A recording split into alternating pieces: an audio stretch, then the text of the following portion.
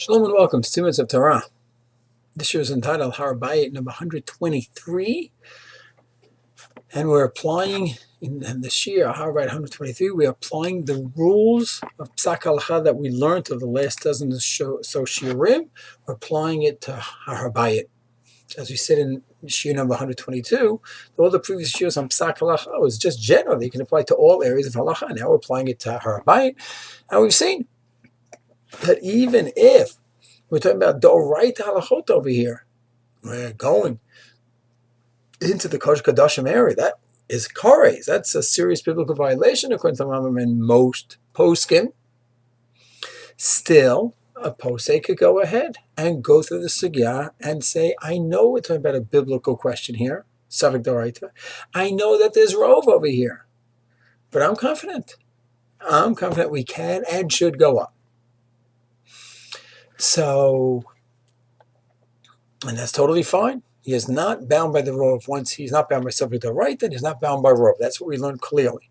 So if you can have Rav Lo or Lichtenstein, Rav Ariel, and poskim who could learn this sugya and have their independent opinion and be, quote, makil and go against the Rov. Now, it's important to clarify what does it mean to be makil, to be lenient.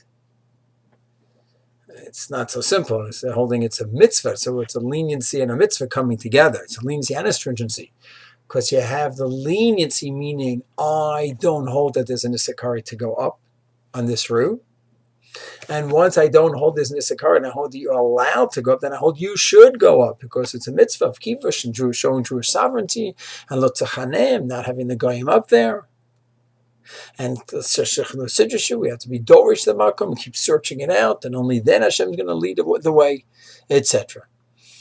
So, but it is starting before you get to the mitzvah go. You first have to clarify: do we have the safek kari? Do we have an issachari? So these poskim are saying we don't have an issachari. I've done my research, and what is the research based on? Based on topography, based on the understanding of a Masorah, and based on understanding the Mishnayos and the way the Mishnah says that where the Azar is located, and therefore, based on archaeology, geology, and the type of the mountain and how it's said, all things, these rabbis are convinced.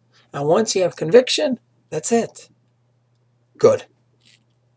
So can you go ahead and play with the rules? Legitimately, of course, I mean. Meaning, can a person say that I am holding by these rabbis regarding this is not the time to make gezerot and chumras and stringencies.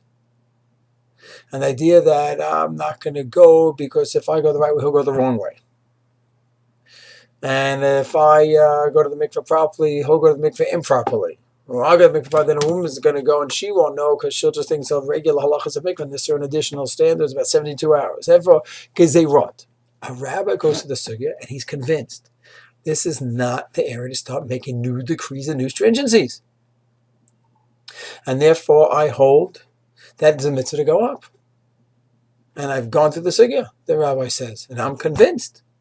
So you can do that, as long as the person is a Talmud Chacham and Kepaskin. But now let's say the rabbi says, but I'm not convinced on the location.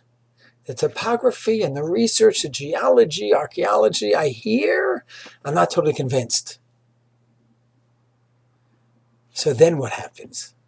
So Mi'etz Hashem, in next year, shiur number 124, I want to discuss, can a person on the one hand reject Rov, reject majority, and on the other hand, go by Rov in other ways? Can he mix and match the principles of Psak? Mi'etz Hashem, we're going to analyze that in the next year. Shalom.